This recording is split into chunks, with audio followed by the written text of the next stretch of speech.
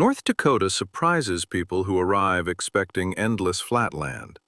Yes, the state holds a vast open sky and long horizons, but it also contains a concentrated sampler of North America's prairie, badlands, river valleys, and glacial lakes, places where geology is written in layers and where human history is etched into trails, towns, and names. For nature lovers, a best of route here isn't a checklist so much as a gradual shift in scenery, from cottonwood-lined rivers to knife-edged buttes, from pelican-filled reservoirs to hardwood forests hiding in the north. Begin in the west, where Theodore Roosevelt National Park protects the state's most iconic landscape, the Badlands. The word Badlands originally carried a practical warning: difficult ground for travel and grazing, but it doesn't capture the beauty of these eroded hills. The park is split into 3 units: the south unit near Medora, the north unit near Watford City, and the remote Elkhorn Ranch unit tied closely to Roosevelt's own story. In the south unit, the first impression is scale: striped cliffs of clay and sandstone, juniper and sage, and the Little Missouri River winding like a dark ribbon below. The park's bison herds are not decorative. They are large, wild animals with the right-of-way, and visitors quickly learn the local etiquette. Stay in your vehicle if a bison is on the road, and never assume it will move for you. Prairie dogs whistle from towns along the loop road, and in the right season you might spot pronghorn, mule deer, or a golden eagle circling on thermals rising from sun-warmed rock. The park's name is more than branding. Theodore Roosevelt arrived in the Dakota Territory in 1883, initially to hunt bison, and returned after personal tragedy. The Badlands became his proving ground, shaping the conservation ethic he later carried to the presidency. That connection is tangible at the Elkhorn Ranch unit, where Roosevelt ranched along the Little Missouri. The ranch buildings are gone, but the setting remains: cottonwoods, river bends, and a quiet that makes it easy to understand why he called the region a land of vastness. The North Unit, smaller and often less crowded, feels more rugged and intimate. Steeper terrain, tighter canyons, and a loop drive with frequent pullouts that frame the Badlands like a series of natural amphitheaters. If you want a short hike with a big payoff, the Caprock Coulee Trail in the North Unit offers a concentrated lesson in Badlands ecology. Grasses clinging to slopes, hardy shrubs, and the way water carves the land into sharp relief. The Badlands themselves are a geology classroom.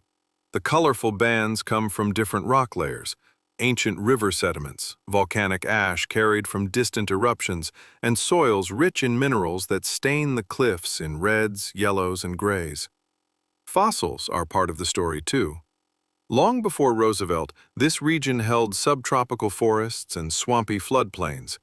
Fossils of prehistoric mammals have been found in the broader Badlands of the northern Great Plains, giving context to the park's stark, modern appearance. In practical travel terms, Badlands weather is dramatic. Summer days can be hot and windy, storms roll in fast, and the landscape offers little shade. Carry more water than you think you need, and treat distances seriously. What looks like a quick walk across a draw can become a steep climb on loose clay. From the national park, a nature lover's guide naturally fans out to the state's other signature waters and valleys. One of the most consequential man-made features in North Dakota is Lake Sakakawea, the massive reservoir created by the Garrison Dam on the Missouri River. It's named for Sakakawea, the Lemhi Shoshone woman who traveled with the Lewis and Clark expedition and helped guide them across the northern plains. The lake's scale is hard to absorb until you see it. A long, branching shoreline with countless coves and bays, where prairie meets water like an inland sea. It's a major destination for boating and fishing. Walleye, northern pike, and salmon draw anglers from across the region. The wind can be fierce, and conditions can change quickly, so boaters treat the lake with the respect of open water.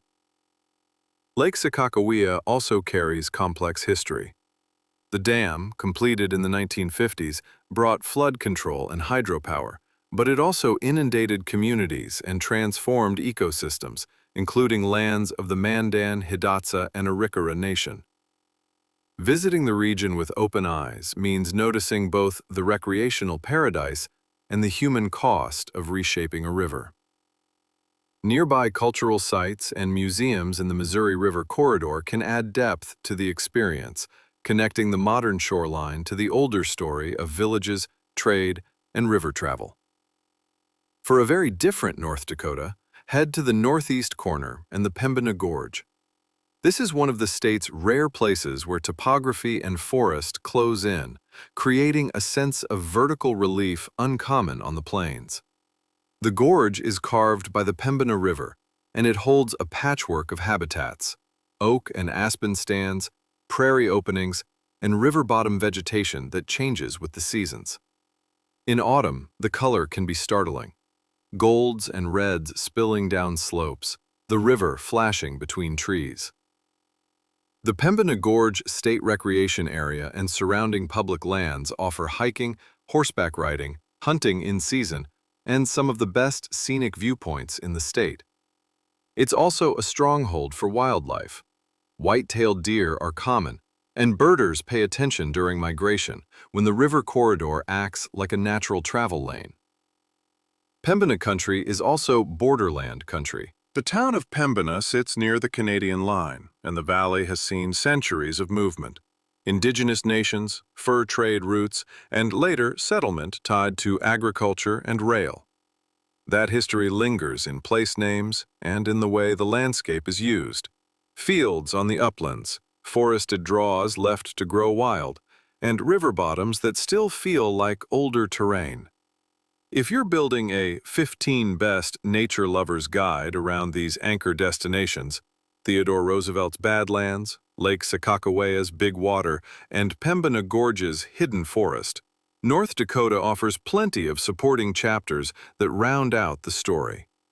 One essential stop is the Madahe Trail, a long-distance route that threads through Badlands country near Theodore Roosevelt National Park. Even if you only hike a short segment, it gives you a more intimate view than the scenic drives: the smell of sage after rain, the crunch of scoria underfoot, and the way buttes hide and reveal the river valley. Another is the Little Missouri River itself, the living force behind much of the Badlands shape. Find a quiet access point and you can watch the river's slow work: undercut banks, sandbars shifting, cottonwoods leaning toward the water. It's a reminder that the landscape is not static, even when it looks ancient. In the central part of the state, the Knife River Indian Villages area near Stanton preserves the setting of Earth Lodge villages once home to the Mandan and Hidatsa, agricultural communities tied to the river's fertile soils and to trade networks that stretched across the continent. Even for visitors focused on nature, this site reframes the plains as a lived-in landscape with deep roots, not an empty expanse. For bird and wetland lovers, the prairie pothole region in the eastern half of North Dakota is globally significant. These glacially formed depressions fill with water and become nesting habitat for waterfowl. In spring and early summer, the density of birds can be astonishing. National wildlife refuges and state wildlife management areas offer access, and the best experience often comes from slow travel on back roads at dawn, when the wetlands are loud with calls and the air is alive with movement. Along the Red River Valley, the land flattens and turns agricultural, but nature still shows itself in river corridors and seasonal migrations. Grand Forks and Fargo provide gateways to parks and greenways that follow the river, and they're useful resupply points if you're traveling long distances across the state. Back west again, the stark beauty of the Badlands can be paired with a stop in Medora, the small town at the South Unit's doorstep. Medora has a frontier-era origin, tied to railroads and ranching booms, and while it's a tourist hub today, it's also a practical base for early morning wildlife viewing and late-night stargazing. North Dakota's dark skies are an underrated feature. On a clear night away from city lights, the Milky Way can appear as a bright, textured band rather than a faint haze. A few travel principles make North Dakota more rewarding. First, distances are real. The state is large, and attractions are spread out. Plan fuel stops and keep an eye on the weather, especially in shoulder seasons when snow or thunderstorms can reshape your itinerary. Second, treat wildlife and landscape with respect. Bison and elk can be unpredictable. Prairie rattlesnakes exist in Badlands regions. Ticks can be present in grassy or wooded areas, and summer heat can be dehydrating even when the air feels dry. Third, consider timing. Late spring brings wildflowers and migrating birds. Summer offers long daylight and warm water on Lake Sakakawea, but also crowds in the national park. Early fall can be spectacular in the Pembina Gorge, with cooler hiking weather and vivid color. Finally, let the state's contrasts do their work. North Dakota is often described in single images: prairie, oil fields, winter. But the nature lover's version is more layered. A presidential story rooted in a rugged river valley, a vast reservoir that carries both recreation and remembrance, and a forested gorge that feels almost secret. Visit with patience, drive slowly, stop often, and you'll find that the real attraction is the way the land keeps changing, sometimes within the span of a single day's drive, while still holding a coherent sense of place under that enormous sky.